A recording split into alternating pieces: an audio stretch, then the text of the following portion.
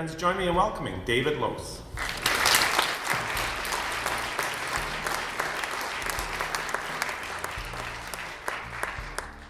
Thank you so much for coming out on evening. Many of you are coming to church twice. That's kind of remarkable these days. Or 3 times. Let me kind of just start by kind of telling you where this title came from.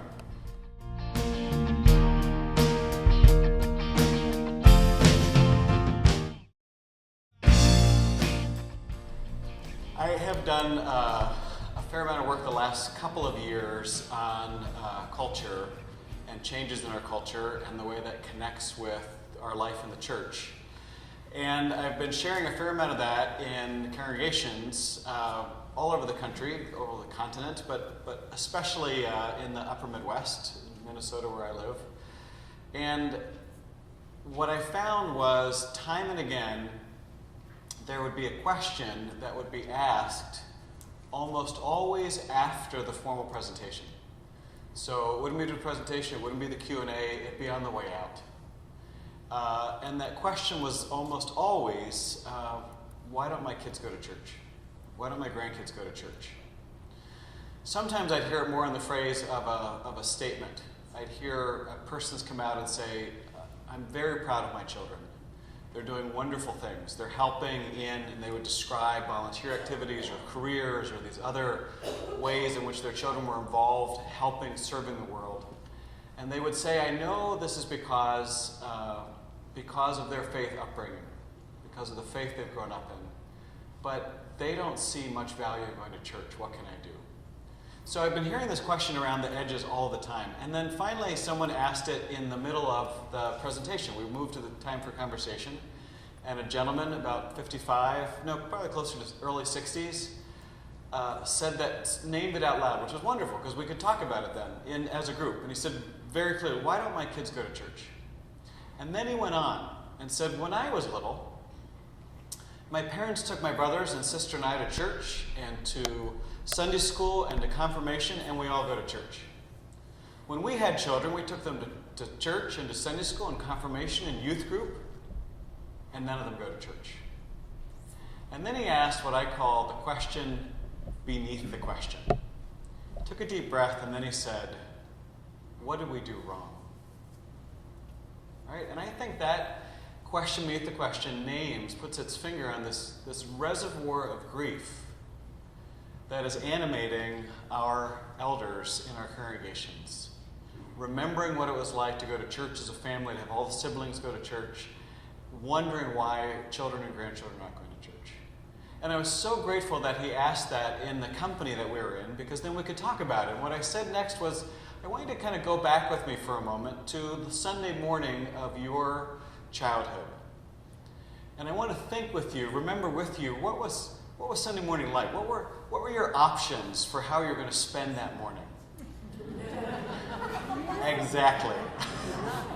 He chuckled the way you're chuckling. And I said, that's exactly right. This happened to be a Lutheran congregation. So I said, your options on Sunday morning were Danish Lutheran, German Lutheran, Swedish Lutheran. If you really wanted to walk on the wild side, you'd go Methodist. But you were going to go to church. You were just going to go to church. That was the cultural expectation for what upper middle class people did on a Sunday morning. I said, now I want to flip forward those 40 or 50 years. I want you to think with you about what your child's, your son or daughter, your grandchild, what their Sunday morning is like. And let's think about some of the differences that they're living with that we just didn't have growing up. One, work knows no bounds. There is no 40-hour work week. Work surrounds you, swirls around you, always demanding your attention. That's part of a larger issue, that there is no Sabbath. And I don't mean simply in a religious sense. There is no rest in our culture today. Think for a minute about the number of time-saving inventions that have come down the pike that haven't saved us any time at all.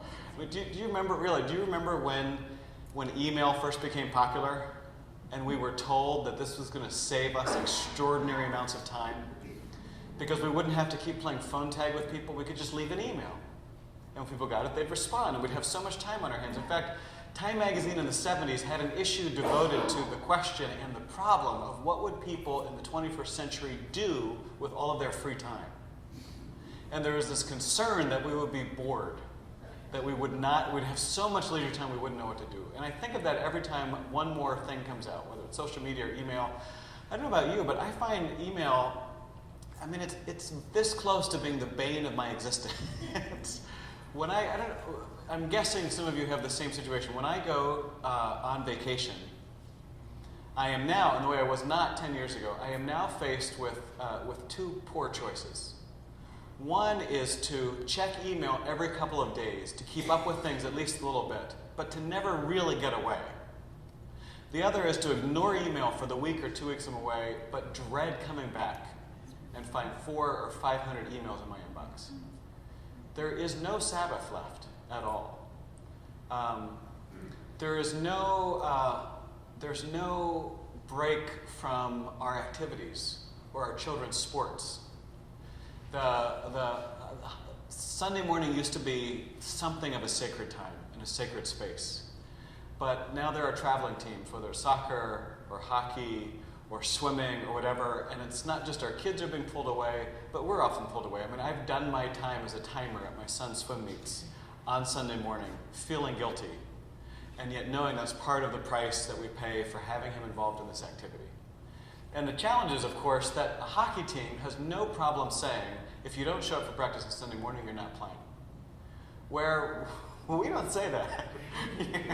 You don't come on Sunday morning, you're going to hell. It's just that simple. That's, I think, the thing we lost in the Reformation. Everything was easier when you could constantly threaten people with eternal damnation. But grace, what are we going to do? We gave that up. So it was very helpful for this gentleman to kind of think for a moment. And I think for all of us to think about some of the huge differences between the past that we kind of memorialize or remember somewhat nostalgically and the present that our children and grandchildren are actually living in. And that absolute sense of the busyness, the hectic, the frenetic pace of life today. And it might then instruct us to think about, how do we claim Sabbath? If not on Sunday morning, then where? Because no life can be lived at this pace relentlessly without serious toll and cost. And I think we see that in our own lives and our society at large. But that's where that question came from. I realized at that moment that that was really one of the key questions for a whole third of our generation of Christians, our elder third. And we needed to start thinking about that and talking about that with them, but also with our children, with our youth.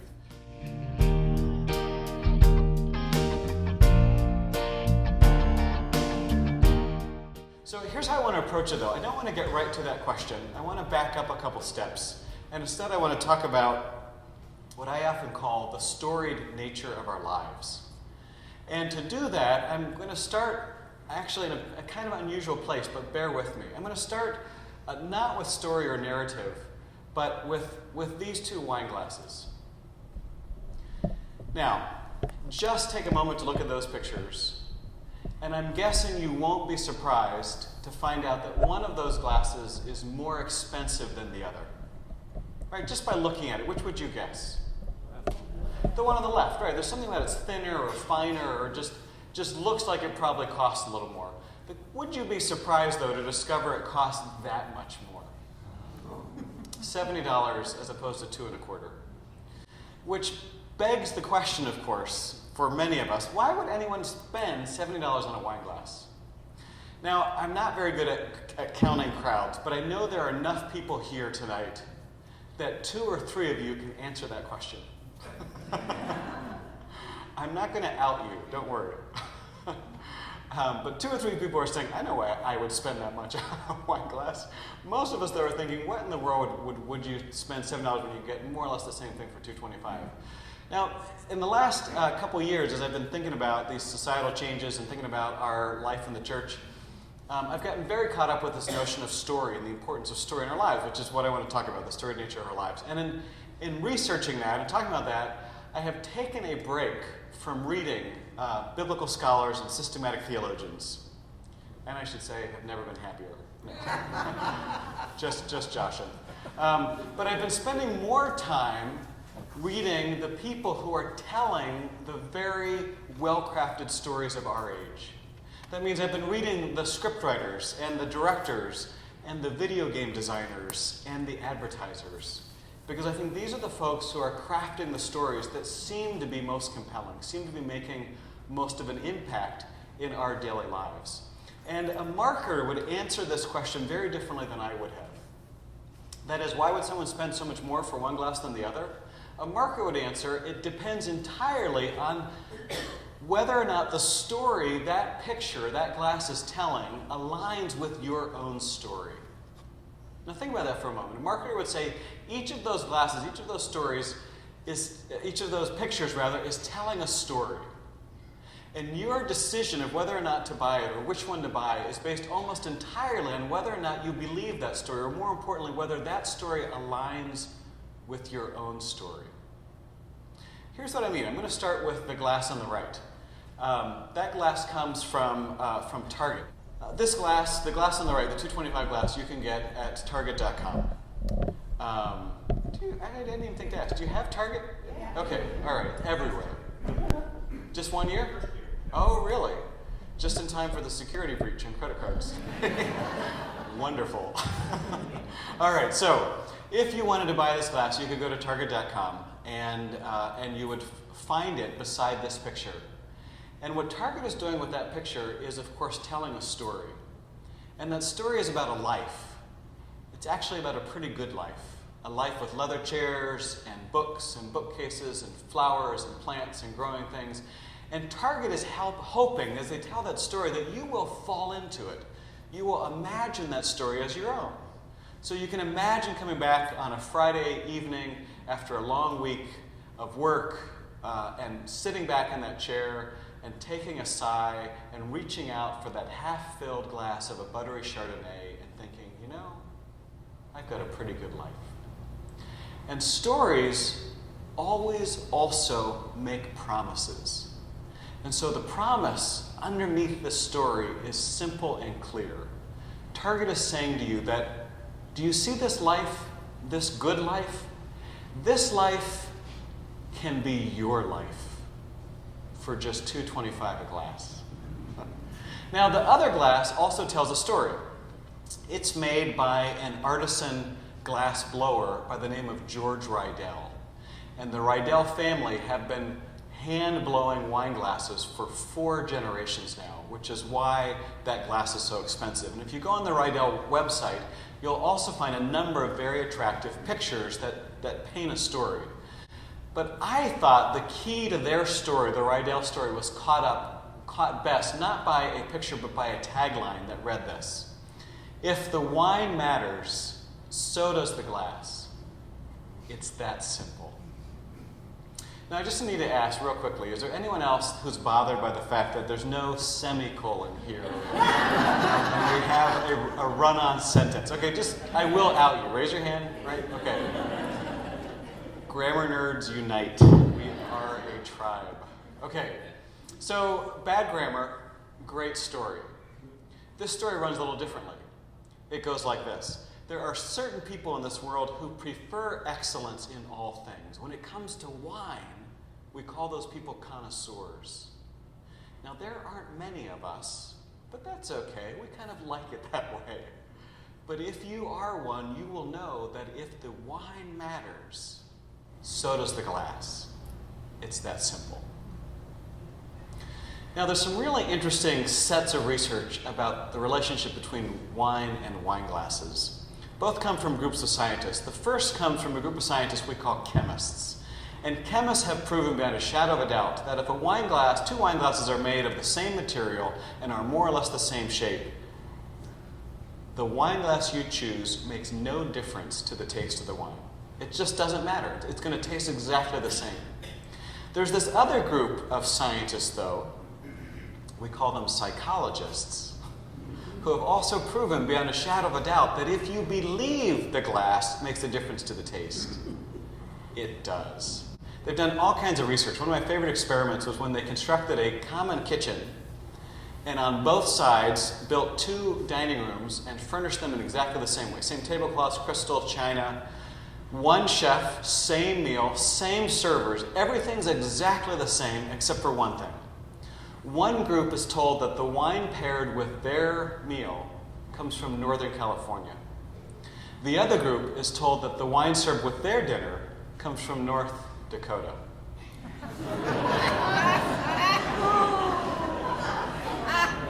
You know, I've used this story all over the continent, and when I'm far away from where I normally hail, I'll always add then, and this is even funnier when you live in Minnesota.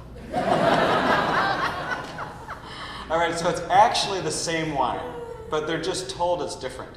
When the meal's over, they're asked to rate not the wine, not the meal, but the competency of the chef, a couple steps removed. And the folks who think their wine comes from Northern California rates the chef as significantly more competent than does the other group. Which is the point of this exercise, that the stories we tell ourselves very much shape our reality. So, and that plays out in all kinds of dimensions of our life. So, for instance, think for a minute about supermarkets.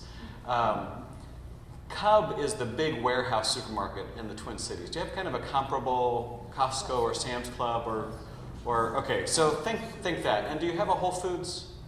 Whole Foods is kind of like a growing organic food market. Kind of, I'd say boutique, but they're really pretty substantial, and they're spreading in the States. And so you can imagine for a moment, you have this kind of boutique organic and the warehouse supermarket, very different places, attract very different shoppers. Each of them, again, marketers would tell us, each of those persons, when you make a decision, you are telling yourself a very different story. If you're going to Whole Foods, your story goes something like this: I'm all about organic food. I don't want my children to have pesticides. I want to support local farmers. I'm all about sustainable agriculture. And for that reason, it's worth the premium. And Whole Foods is so much more expensive than Cub that the nickname for Whole Foods is Whole Paycheck.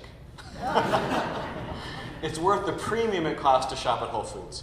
If you're going to Cub or Costco, different story. Organic's great when you can find it, but I've got to make $1 stretch. It's just so much cheaper here, and my goodness, but the variety, the abundance of choices. If you can't find it at Costco, stop looking. Now, the interesting question becomes, which of those 2 stories is true? One, the other, both? Marketers would say the one you believe. The story you believe is the one that becomes true in your experience. So same with cars. You might say to yourself, I'm all about the environment. I want to stretch my commuter dollar. I'm going to drive a smart car. I know it's small, but I'm all for the mileage, even though there are larger cars that get better gas mileage. Or you might say to yourself, well, I'd love to drive a smart car, but I've got young children. I want them to be safe. I'm going to put them in a small SUV, even though small SUVs are among the most dangerous cars on the road. The stories we tell, because it's a light truck, classified as light truck, different safety standards, the shape makes it more likely to fall over, all those things. The stories we tell ourselves shape our lives and become true in our experience, which means that even though most of us tend to think about ourselves as a species in anthropological terms, we are Homo sapiens, thinking beings, I think we'd actually be more accurate to think of ourselves in narrative terms. We are homo neurons, narrative beings. We are the storytelling animal. So my point behind all of this is to recognize that stuff, and by stuff I really mean everything, only makes sense when it's lodged in a larger story.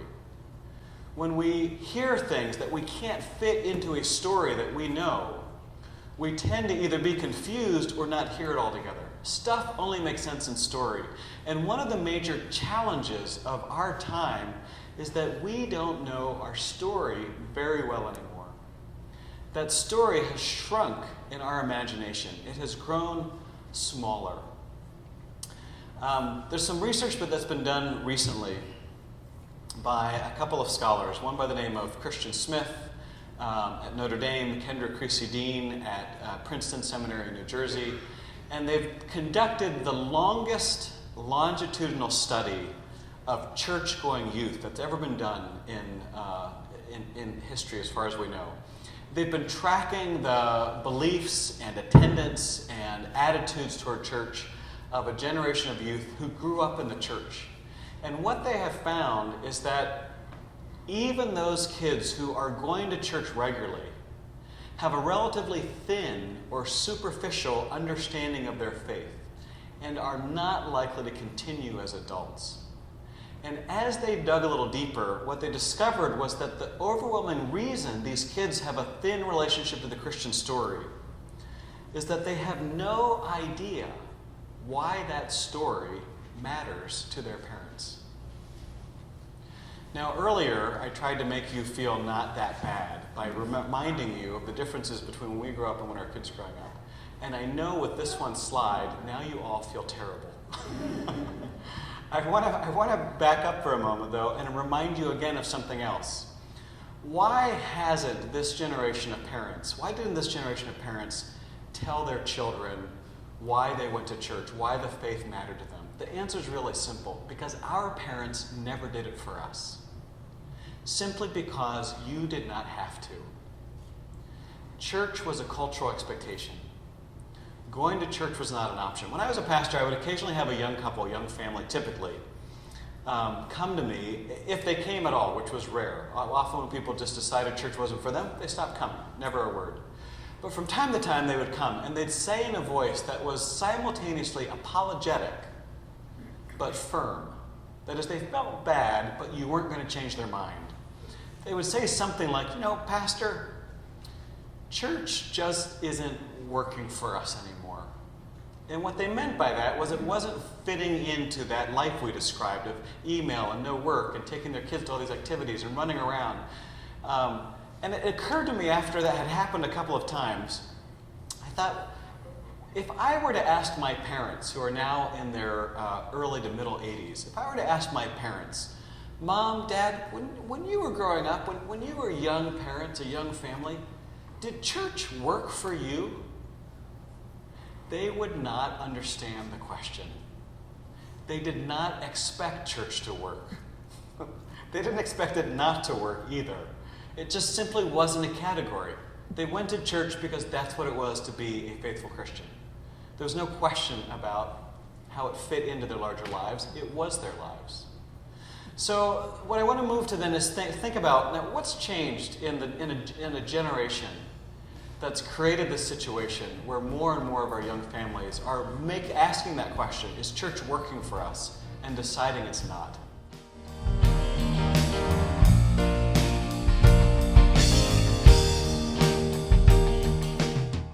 A couple things I want to highlight. One, we no longer enjoy the support of the culture. I remember vividly when I was in the 6th grade at James Buchanan Elementary School in Lancaster, Pennsylvania, named for probably the worst president in the U.S. history. And yet we were still proud because he's the only president that came from Pennsylvania. James Buchanan Elementary School, 6th grade, I was invited to be a magi, one of the 3 magi in our annual public school Christmas pageant, which meant that I went home with great excitement, and I hope I asked my mother's permission, but I remember taking some of the pieces from her tea service that they'd been given for their wedding and wrapping them in tin foil. And these were going to be the things that carried the myrrh and the frankincense. I remember how much that meant to me. And it occurred to me that was a huge part of our school experience, learning the Christian story at different places through the church year. And if you're wondering, that's not a picture of me. But when I Googled public school Christmas pageants or Christmas programs, the overwhelming number of pictures were black and white. Because it simply doesn't happen in the same way anymore. And I know there's some lag time between if you're in an urban or suburban or rural context. But by and large, it's just lag time. Increasingly, schools do not tell the Christian story. And I get that. They don't do that because they can't anymore. I mean, we live in a much more religiously diverse, pluralistic world. And so when I mention that, I'm not trying to stir up the culture wars or pine for nostalgic past. I'm just recognizing that has changed significantly. And I know why. My children know more about the world's religions today than I do. And they know that because they have friends who are practitioners of those different faiths. So when my daughter was in 5th grade and played on the 5th grade basketball team, one evening at supper, she started teaching me about Muslim customs of dress for girls because one of her teammates, one of her friends, is Muslim and could not wear the school uniform, and so they made accommodations. And so my, then 9-year-old Katie was far more in tune with what was going on in the life of that Muslim family than I was. And I can't imagine the God that we know, the God who comes in the vulnerability of manger or cross, expecting us, wanting us to kind of stuff our religion down people's throats no matter what they believe. It's a different world. But we don't enjoy the support of the schools or of the popular culture. I saw a public broadcasting special not too long ago on the life of Andy Williams, and particularly the Andy Williams Christmas special. And I had no idea the cultural impact this show exercised. And again, I'll ask, just because I don't know, was this a part of Canadian culture? Okay. That it had exercised for a generation. The Osmond family, the Jackson Five, all got their start on the Andy Williams Christmas program. And for a generation, Andy Williams and his brothers taught the public the Christmas story through song, through song and readings. And that's something that we just don't have anymore. But if you ask most churches, are they educating our people differently than 25 years ago, or our youth? The answer is typically no. We're doing things the same, even though most of the catechetical supports of the culture have withered. Second, we've moved culturally from an age of duty, what I would call an age of duty and obligation, to the age of discretion. Now I want to unpack both those sets of terms briefly, because I want to be clear that I don't want to use either of them pejoratively. So when I'm talking about the age of duty and obligation, it's simply the generation that did things because they knew they should. And that was enough motivation. This is the greatest generation that went to war, World War II, because they were called, because there was a call to service. This is the generation that, like my parents, that comes to church because coming to church is simply what it is to be a faithful Christian. You don't think about why or what you're getting out of it. You do it because you know that you should. This discretion, think now for a moment about those terms, discretionary time or discretionary income. Discretion always indicates those places where you not only can make a choice, but you need to make a choice. You need to exercise discretion. And this is the life most of our children and grandchildren are living. There are so many opportunities and possibilities. They cannot do them all. They need to exercise their discretion and make choices. When we moved to the Twin Cities from the East Coast, we thought we had struck it rich, just hit the jackpot, because we realized almost instantly there were so many opportunities that our children would have that were never available for us. Music and orchestras and museums, children's and science museums and clubs and sports, and just this plethora of activities that we had never had available to us. When we moved, our kids were 4 months old and 2.5 years. When they grew to the age where they could take advantage of those opportunities, what initially seemed like a great blessing became the bane of our existence, because we had bought into the idea that to be a good parent was to make available to them all those opportunities, which meant that we were spending, I counted it once and then refused to count it again because it was too depressing. We were spending 8, 10, sometimes 12 hours a week in the car, schlepping them to and from school and activities and sports and practices and rehearsals. Which means when you add that all to your regular work week, by the time you get to Sunday morning, you're kind of exhausted. And so I think this is something that our pastors don't always understand. Pastors will often think like, okay, come on. I'm talking about 1 hour a week. You can't give 1 hour a week, and if they're feeling pious or passive-aggressive, they'll say, you can't give 1 hour a week to God? And as someone who no longer has to go to church on Sunday morning, it's my job to remind them that it's not 1 hour a week. It's 1 hour of prime time real estate. There's no guarantee it's unscheduled, but it's still the least scheduled time of the week, which means more and more of the people we've been describing, the young people with young kids and all these things going on at work and home and no break, no Sabbath, all these activities, a lot of them wake up on Sunday morning with two mixed reactions. The first one is, it's Sunday. nothing on the calendar. The second one is, we really got to go to church. Which means when they make that choice, and it is now a choice because the culture no longer expects it, when they exercise discretion, they want to do something that means something to them. They want to do something that they understand and feel like they are willingly participating in and getting something from. Because most of their life is now like walking into a paint store. I don't know if you've ever done this. You walk into a paint store. I have done this. And I have naively said something like, we're thinking about painting our living room green. And they give me the color wheel. And I had no idea there were 248 shades of green. Light green, mint green, winter green, lime green. And by the time I'm done, I hand it back with trembling hands, overwhelmed by choices. When you walk into a Starbucks or a coffee shop like that today, you have, between the kinds of coffee and the flavors and the toppings and the kind of milk and all of the stuff, I don't even understand it all, you have more, literally 84,000 choices in front of you. In that kind of environment, where it's not just paint, it's your daily life, it's job, it's relationships, it's spirituality. In that kind of world, you are constantly forced to exercise discretion. Because the one thing that's scarce in a culture of abundance is time. And more of our children and grandchildren feel just like that. There's been a lot of ink spilled in recent years about how this emerging generation is among the most self-centered or narcissistic that we've ever known.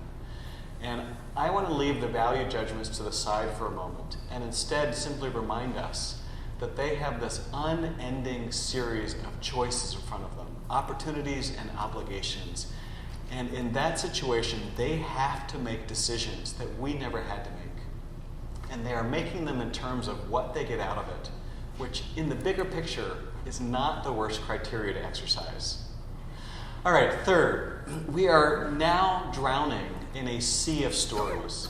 It's not just that we have kind of this biblical amnesia that the story has shrunk in our imagination. It's that it's surrounded by all these other huge meaning-making stories. I pulled a number of magazine covers off the internet one evening, and some of them are iconic, some of them less so. But as I was arranging them around, it occurred to me that each of those pictures, each of those covers, taps into a larger picture or a larger story about what the ancients would call the good, the beautiful, and the true.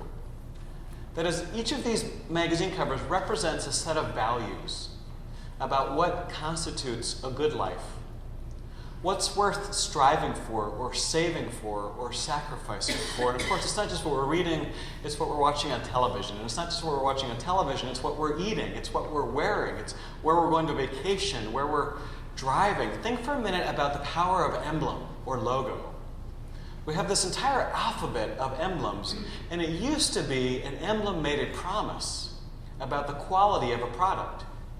Logos still make promises, but today they're not about products, they're about a kind of life you might have, or the kind of person you might be. In fact, it was interesting, Duke University, some researchers there recently did a study where they discovered that the brand name or logo on a laptop or a shirt provides the same level of a sense of identity that religious markers like a cross of David or crucifix would have done a generation ago. In fact, they found that for people who aren't deeply religious and emphasize the deeply, those markers of brands function powerfully to create identity and give a sense of purpose and location and meaning.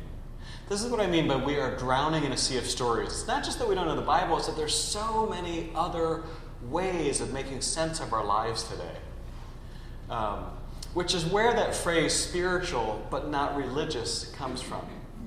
That the two other things we need to keep in mind about this emerging generation, because what we hear about is how self-centered they are. What we need to keep in mind also is that they are among the most spiritually inclined generation in a multitude of generations. They are deeply curious. And they are also, early signs all show that they will be one of the most generous generations that we have experienced in more than 100 years. Eager to give of their money and their time and their energy and their enthusiasm. But they will not give it just because they're supposed to. And they will not pick organizations just because it was their parents' organization. They will commit their time and their money and their energy to those groups that help them make sense of their lives in the world, that connect them to this larger sense of meaning and purpose that they're seeking. My wife is a great example of this. I'm only going to share this story on the condition that you do not tell her I shared it. Yeah, Michael's like, yeah, we'll see. He now has something on me. Good. And you're not getting her email address.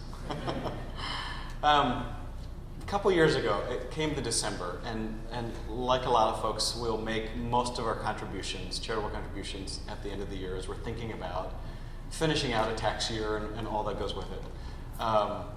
And we were doing that, and my wife started the conversation by saying, so I just want to know, are we giving everything to the church again this year, or is there some left over for some other groups? And she didn't say that because she resents us giving something to the church. What she was, and the groups she mentioned were all groups that our kids or we were participating in. Other groups that meant something to us. The school they were going to, the orchestra they were a part of, the sports team, a rescue organization which we'd gotten our dogs. I mean, all kinds of other good groups. That's the emerging generation. So many choices, so many possibilities to give of ourselves, and we will choose those that we feel connected to, that we feel a part of, that we understand their mission and ministry and feel a part of that.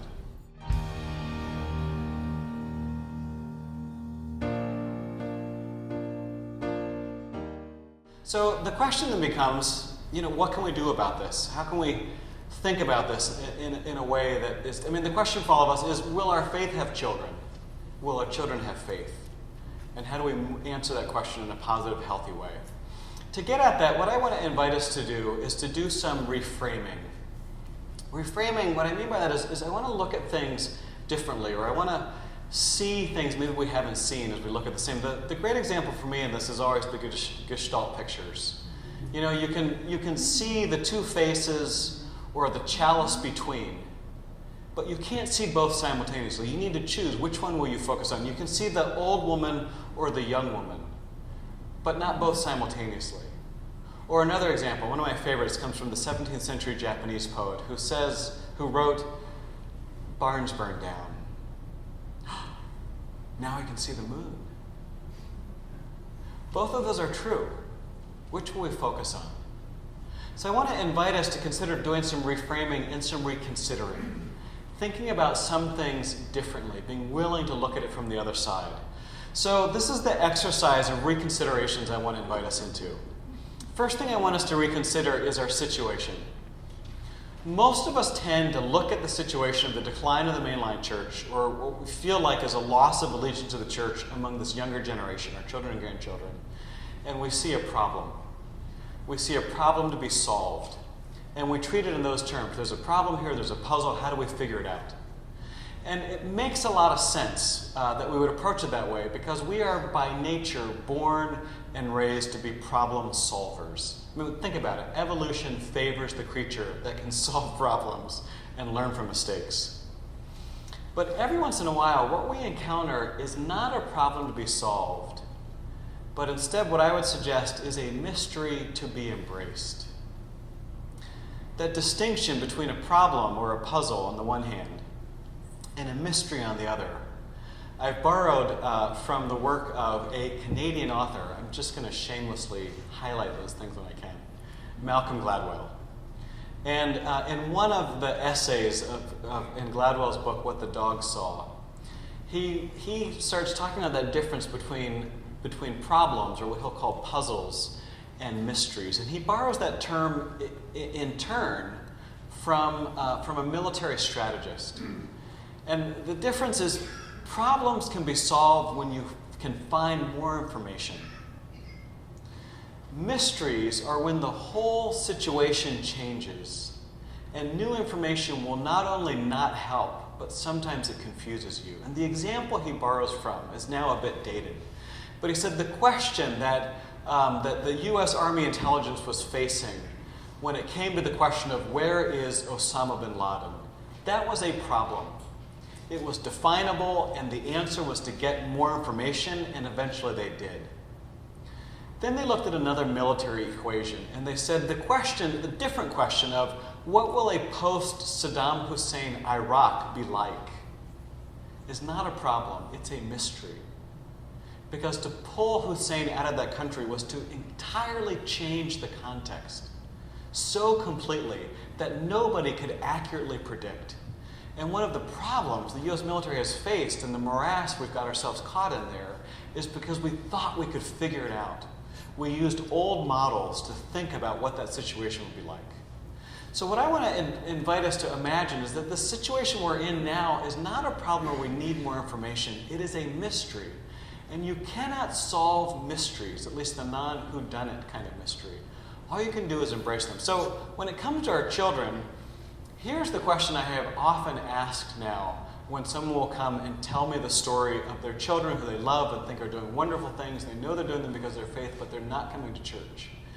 And I've begun to ask, have you asked them where they find nourishment and support and strength? Have you asked them what would need to happen at church to make it an attractive option for them? Have you asked them, why don't they come to church and what do they do? And the answer almost invariably is no. We've skirted the topic, but we rarely ask. And so the thing I think we need to do is to stop pretending that we know the answer or there's more information, and instead ask our children and our grandchildren about what's going on in their lives. What are the challenges they're facing? What support do they need? Where do they find hope and meaning? And engage them in meaningful conversations. Which means that the second thing I want us to reconsider is intelligence. Seems a little odd, but what I want to do is to invite us to imagine that questions are our friend. That seems peculiar, except that most of us have a certain distrust or suspicion of asking questions. We're worried, really, to cut to the chase, we're worried that if we ask too many questions, we give the impression that we don't know very much.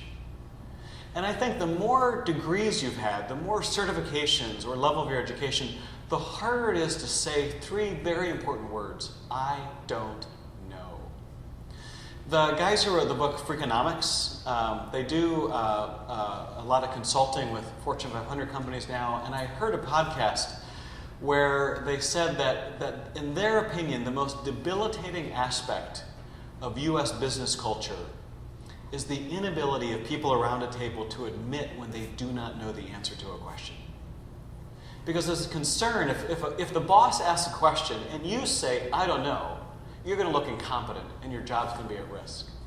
The reason it's so debilitating is because we often don't know the answer. And when we give answers, usually they're bad answers, and we chase down a lot of false answers, and there's no chance to learn.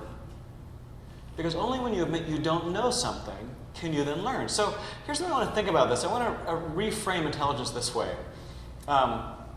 Here's a fella, knows a fair amount of stuff. For fun, I'm going to call him Thinker. And what I want you to imagine is that everything he knows is caught in that thought bubble. Okay? And we often think that knowledge is this collection, and you are as smart as the size of the bubble of all your knowledge. But for just a moment, and this is the reframing, I want to look at not just the bubble, but I want to look at the perimeter. Because the perimeter is all the stuff you know you don't know. Now, with that in mind, I want to go to his friend, Thinker 2, who clearly is a lot smarter because he knows a lot more stuff. Bigger thought bubble by far. But what happens to the perimeter? That gets bigger too. What if intelligence isn't simply, the measure of intelligence isn't simply all the stuff you know, but instead is all the stuff you know you don't know and have to learn? That is, what if the mark of intelligence is a lively and curious mind who is always excited about admitting what you don't know, because it's only at the edge of our competence that learning is possible. Most of us do not grow by focusing on all the things we already know. We grow by being willing to admit what we don't and eager to learn. Which puts me in mind to remind us that the earliest Christians were not called Christians. Do you know what they were called? They were called the people of the way. They did not imagine they had arrived. They had not banked everything on their doctrinal formulations. There were all kinds of questions swirling around because what happened in Jesus Christ was totally, absolutely unexpected by anyone. Nobody expected the cross. Nobody expected the resurrection. And when I read those accounts, one of the things I'm struck by each time, particularly the resurrection accounts, right, the good news we proclaim on Easter, in not one of those resurrection accounts does someone meet the resurrected Lord and say, "We knew it, just like you promised. We've been waiting for you." In every single one of those accounts, Jesus, not just word of his resurrection, but the resurrected Lord is greeted by disbelief, doubt, skepticism, questions. "Can I see the mark in your hand, please? Do you mind eating some broiled fish? We're pretty sure you're a ghost or we're hallucinating." These were the people that knew Jesus best, and they had no idea what was coming. And for generations, they kept being willing to be surprised. They did not have all the answers. Now, sometimes that road, that way that we talk about is pleasant and enjoyable and all kinds of fun, and sometimes it's more hazardous or more ominous. And my question is, what if we could create a wide welcome for our kids, where it was okay to bring not just their faith statements, but their doubts and their questions and their challenges? That is, what if we created a space when people said, "I'm not sure that Jesus is God," we said, "That's okay, we're on the way, come and see." Or when people said, I'll give you an example closer to home. When a few years ago, my daughter, we were at Easter service, and and if you know me at all, you know that being on time is a challenge. And so we were actually just on time on Easter Sunday. But when you're on time for Easter Sunday, you're late, which meant that all the good seats in the back had been taken. Which meant the only seat we could find was right up front. And it was from there to here was where the pulpit was preaching. And the pastor is preaching a sermon on the resurrection, and it's Easter. What else is he going to talk about? And my 9-year-old daughter, 8 or 9 years old at the time, leans over and says, "Daddy, I don't think Jesus really rose from the dead. I think his friends thought that because they missed him so much." "Yeah." And then she said, "What do you think?" I'm like, Easter, he's preaching, he's right there. What I said was, "That's a really good question. Why don't we talk about it after church?" What I wanted to say was, "Well, whether that's true or not, sweetie, don't tell anyone because Daddy needs a job." After church, of course, she's thinking about 1,000 other things. It didn't come up again. But what if that's an okay question to ask, because there's something kind of poignant about that question. And the earliest Christians had it too. So can we provide a wide welcome for our youth? And can we reclaim the power of those 3 overlooked words, "I don't know"? Particularly when they're added to 4 more, "What do you think?" Because I'm firmly convinced of 2 things. Not one person in this room really knows the best way to be church in this day and age. We know the way we used to do it. We know the way we did it. We know that way doesn't seem to be working for as many people anymore. None of us knows the way forward, absolutely. If I did, I would be writing my 2nd bestseller from Hawaii. But what I also firmly believe is that in this room and in all of our congregations, if we stop imagining we have to come up with the answer as individuals, but instead start engaging each other and engaging our children and our grandchildren and our communities, that we are wholly sufficient to the task of finding a new way of being and speaking and acting in this world in order to give the gospel a good hearing in this age. All right, I also want to rethink faith. I want to be willing to reconsider faith, Not as it's often become, faith as a series of doctrinal statements. That is, faith as cognitive assent. So whether it's the Apostles' Creed or some other list of beliefs, faith is the ability to say, yes, I agree, I'll sign on the dotted line. Instead, I want to reclaim the more ancient and in some ways more biblical sense of faith as trust. Faith as the belief that even though you don't have the answers and feel at risk, there is someone else there who will catch you. Faith that implies doubt. There is no faith that does not have as part and parcel of its being questions and skepticism and doubt. If you didn't have those things, we wouldn't talk about faith, we'd talk about knowledge. And there's this interesting turn in church history around the time of the Enlightenment when the language that's being used by church leaders shifts from a Latin word, cerno, which is the root of our word discernment, right? It's the figuring things out that aren't clear, to another Latin word that becomes far more popular post-Enlightenment, certo, which is the root of our word certainty. That somewhere along the way, we reimagine faith, not as a process of discernment, living with tension, trying to figure things out as we go, but instead absolute knowledge and certainty. And this emerging generation is too savvy, is too wise, has too many stories out there that are available to them to believe for one moment that any of this is certain. What they are up for, though, is making a wager of discerning what seems most true or most compelling and to commit themselves to it. While we're at it, I want to reconsider, reframe church.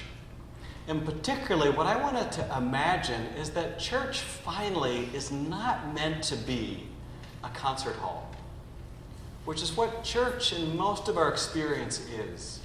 It is a place where you come and sit as an audience and watch someone up front perform the faith on your behalf, or ideally to your delight.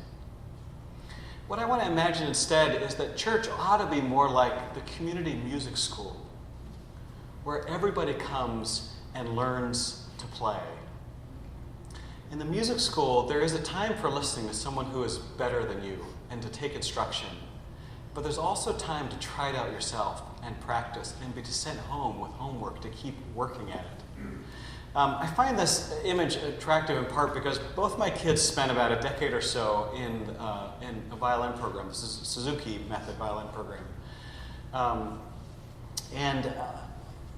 A couple years ago, they played their recital together. They played a duet. Now, if you've had kids in violin or piano or anything, you know the recital is they work on their polished piece, and all the kids play their pieces, and we all, clap. And if you're lucky, those recitals have come 2 times a year. If you're unlucky, 3 or 4.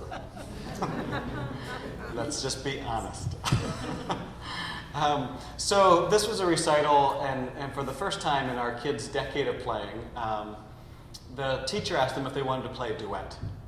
And the piece they played is called the Bach Concerto for 2 Violins in D major. The shorthand name is the Bach Double. The Bach Double is a signature piece in the Suzuki literature, and I call it the entryway drug to Suzuki music. Because when you're a parent with young children who have at this point displayed no particular talent, but you are convinced it's there somewhere, and you bring them to a Suzuki school or studio, and you're wandering around watching these kids play violin, inevitably, eventually, you come across a couple of kids playing the Bach Double. And the Bach Double is so beautiful, where one violinist throws the music together, and it's this kind of back and forth and forward, and just gorgeous. You hear that music, and you go running to the nearest teacher, and you put on the table your wallet and your car keys, because that's what it's going to take. A lot of money and endless driving to rehearsals and practices. Because all you can imagine is that your kid, who has yet shown no talent, but you're sure it's there, will someday play music like that. So here we are, this recital. My kids are now playing the Bach Double. And they're doing this together, and I'm in the back with my video camera, taping it for their grandparents, wiping away the occasional tear, and it's gorgeous, and it's wonderful, it's everything we could have hoped. And on the way out to the car that evening, I said to the kids, there's 2 things I want to tell you. First, your mom and I are incredibly proud of you. That was really quite an achievement. Second, we've been waiting for this moment for 10 years. They knew I was kidding. But that's what it took. It took 10 years. And what occurred to me afterwards, was what would have happened if for those 10 years, each week at their lesson with their teacher, each week they sat and listened to their teacher play the violin? What would they have learned? They actually would have learned a lot. They would have learned to recognize excellent violin technique. They would have learned the Western canon of violin music. They would have learned to understand and appreciate concerts so much more than I do. They would have learned a lot, but what's the one thing they never would have learned? How to play. My concern is that we have raised a generation of Christians, I'm talking now about our generation, of Christians who appreciate the Christian faith and know a fair amount about it, but do not know how to play. Do not know how to share that faith, which is why we haven't told our children, because we weren't taught by our parents. So I want to kind of help us think differently about church. It's not the concert hall, it's the music school. It's not the stadium where we play the big game, it's the locker room where we practice. Church is not the destination for the spiritual. It is not the place we come to have our experience of God. It's the place that trains us to see God in the rest of the world. It is the launching pad, not the destination. All right, can we then think differently also about evangelism, which I know for most of us is a scary word. With evangelism in the mainline churches, every church has a committee named the Evangelism Committee that nobody wants to serve on. Because we get nervous. We don't think of evangelism as sharing a friendly word. We think of it as forcing our faith on someone else. Here's the question I want to ask about evangelism. Who's responsible for sharing the faith? For much of our history, we've imagined that falls to the preacher, that falls to the pastor. They're the professional Christian. And I think the only way we can see a different kind of future is to look in the mirror and imagine that we ourselves, each of us, is responsible for sharing our faith with those we care about and those we love. And I say that knowing that makes us anxious, knowing that we have not yet been equipped to do that. And adults like us are very uncomfortable when we move beyond our sense of competence. We get very anxious. So when you ask that question, what can you do to get our kids to come to church? The absolute fundamental answer is to listen to their stories and then to share your own. Both of those matter. We need to be more comfortable in talking about the stories of the faith that matter to us. The biblical stories, the congregational stories, the faith stories, the life stories. If we do not pass those on, our children will continue to have no idea why church matters to us. When we begin to pass them on, we are giving them the gift of ourselves. But if we expect them to listen to our story, we need to start by listening to theirs. What are the meaning-making narratives? What are the powerful stories? What are the questions that are swirling around them? Because the challenge is that this generation is being, again, besieged, drowning in a sea of stories, which means we need to earn the right to be heard.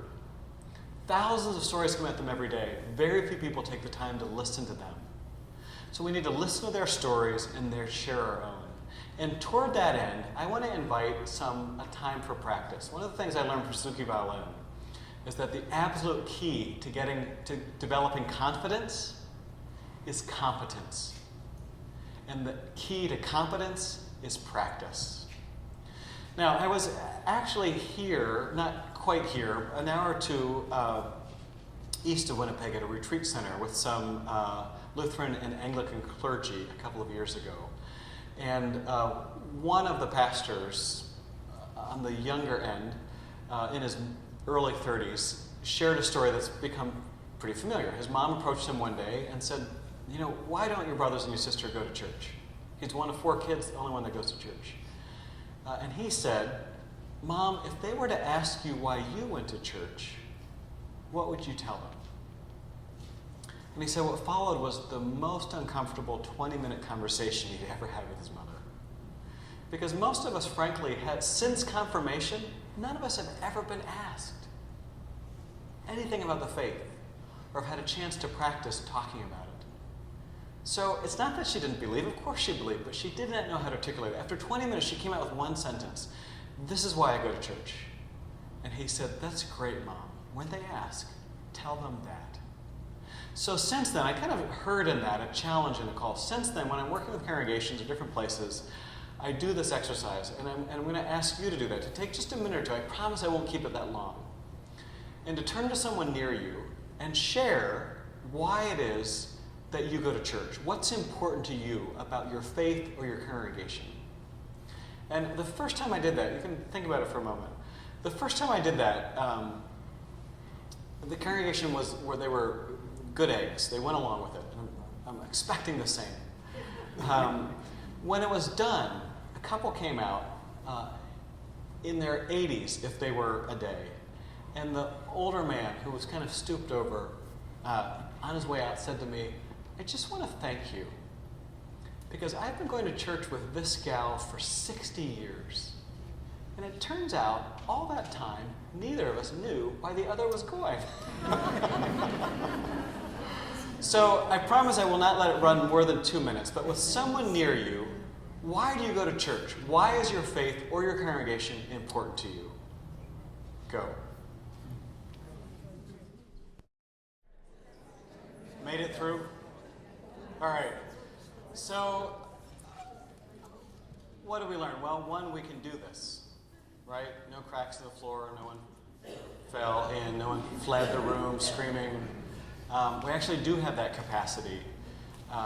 We can try that. Two, to get more comfortable about that, because sometimes sharing faith with people you know somewhat is actually easier than sharing with those you care about most deeply, because if they don't receive it well, it hurts more because you're closer.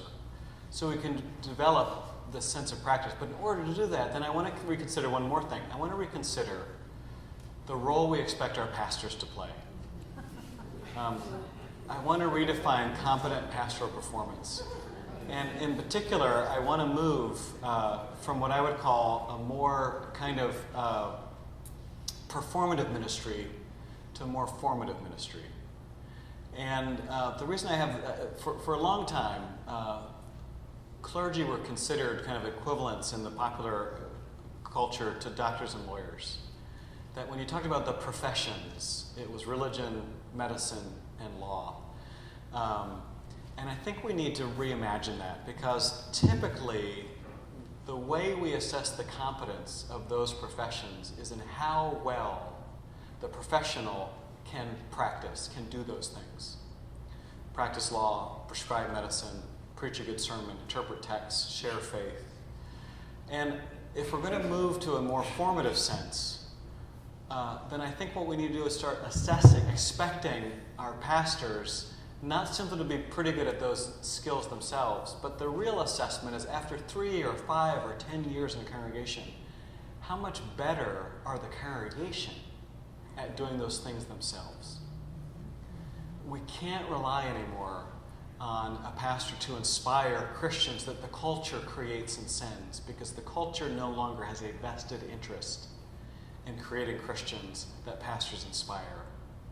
We need to do that ourselves. So I think we need to move from this idea of the professional lawyer or doctor to more of someone like a coach, a Phil Jackson, who can get more out of 5 players than just about anyone I can think of, except maybe Cheryl Reeve. And I have this picture of, she's the coach of the Minnesota Lynx for 2 reasons. I think it's really important that we imagine these images as gender inclusive. But also, I just want to pay a moment of homage, because in recent years in the state of Minnesota, Cheryl Reeve is the only professional coach who knows how to win. So, you don't see a Vikings coach up there. All right, if not coach, what about Whitewater River Raft guide? All right, the guide's been down the river before. She or he isn't taking you because they want to do something new. They're deploying their expertise to help you have an experience you haven't had before, to help you grow in your sense of competence and confidence. So the question I want to have us kind of ponder is, again, to be asking it again, why do we go to church? How can we share that with people we care about? And maybe just as importantly, how much are we willing to change? How much are we willing to reconsider and reframe for the sake of our children and our grandchildren?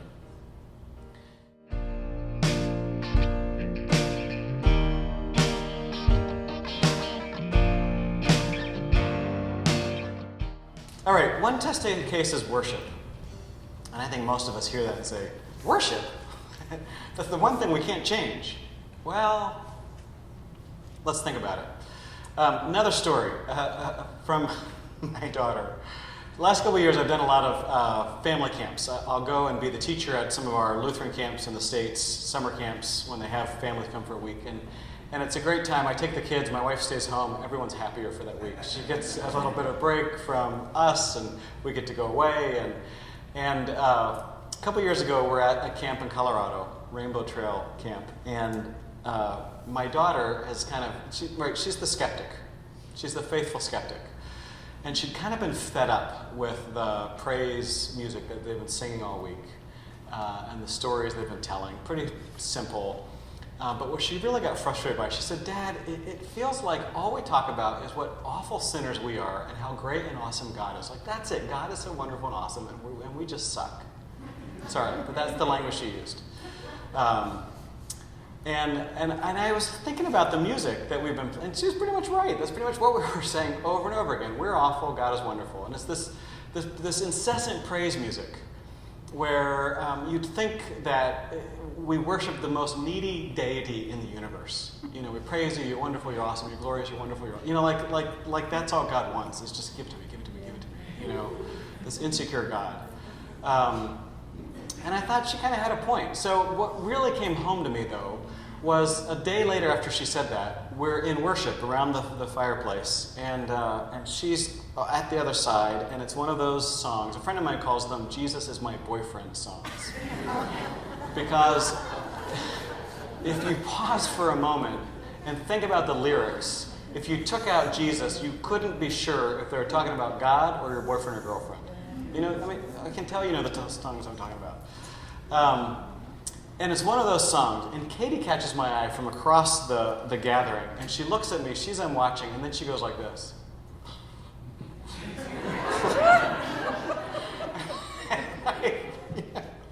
And I was just like, well, what can I say? She's right. Now, she actually had a great experience at family camp, and even enjoyed worship. In fact, on the way home, she said, why can't our worship at home be more like that? And she wasn't talking about those songs. What she was talking about was that the family camp worship, there was morning devotions that were planned by the staff, and there was evening worship that was done by the participants, by the families. And most of the praise stuff came in the morning. In the evening, what was interesting about that worship was that because we were all participated, it drew from the gifts of the community. That you had a certain set of people, and it was kind of like, what are you good at? What do you want to do? And we would plan that together. And as she was drawn into not just sitting back and receiving worship, but planning it and leading it and participating in it, she got it. This is fun. This is something that matters. This is something I'm invited to do. So my question becomes, how is it that we can involve our youth in the planning and preparing and execution of our worship in meaningful ways that is beyond being an acolyte? There was a study out recently that suggested that if you want an accurate judge, an accurate assessment of how a typical visitor experiences your worship, if you want to know how engaged, how likely it is that a visitor will be engaged, ask your youth. Because they have not learned to conform yet. This is Katie. She's willing to critique the worship that she's experiencing in a way that I just accept it. Because I have learned this is the way you do worship. Where she's like, why are we doing worship this way? So in the last year or so, she seems to be enjoying worship, and I'm not sure if I should be nervous. Has our worship gotten better, or has she learned to conform? Has she just gotten used to the way it always is? So the question becomes, how can we have our youth participate meaningfully in all elements of worship? Which means we need, I think, to rule out Youth Sunday. Because what is Youth Sunday? Youth Sunday is where we showcase, the kids get to do it once, and isn't it cute? and that's it. The rest of the year, they are seen and not heard. How can we invite them to read? How can we invite them to serve on the altar guild? Yeah. But that's where the battle comes. Because that's where we have a lot of our patterns of this is the way we do it. How can we have them share their faith and preach? How can we have them take meaningful part in the worship and design a service that they find compelling and meaning and interesting? Because I am willing to wager you a huge amount. If they found it more interesting, I would too. Okay, number one. Number two, I want to think about youth and leadership in general. And I'm going to show, I forgot to ask, I'm going to show a video clip.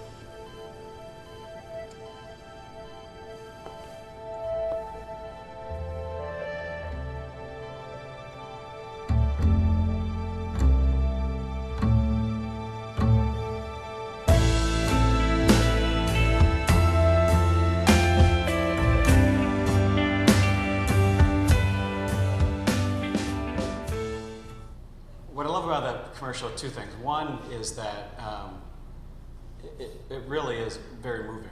I mean, it surprises us with something that's inspirational and powerful. But it does it. It works its surprise, or the power of its surprise comes from the fact that in today's culture, teens are the most poorly regarded age cohort. That is, we have more suspicions when we see teens on the street than any other age group in our culture. And they are laboring under kind of this cultural assumption that they cannot do much. And if they're up to something, it's probably no good.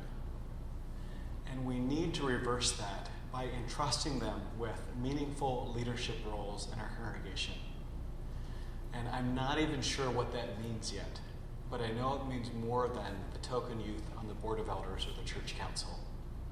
We need to find ways to equip and empower them and to help them recognize and realize that they are capable of making a difference and introducing change.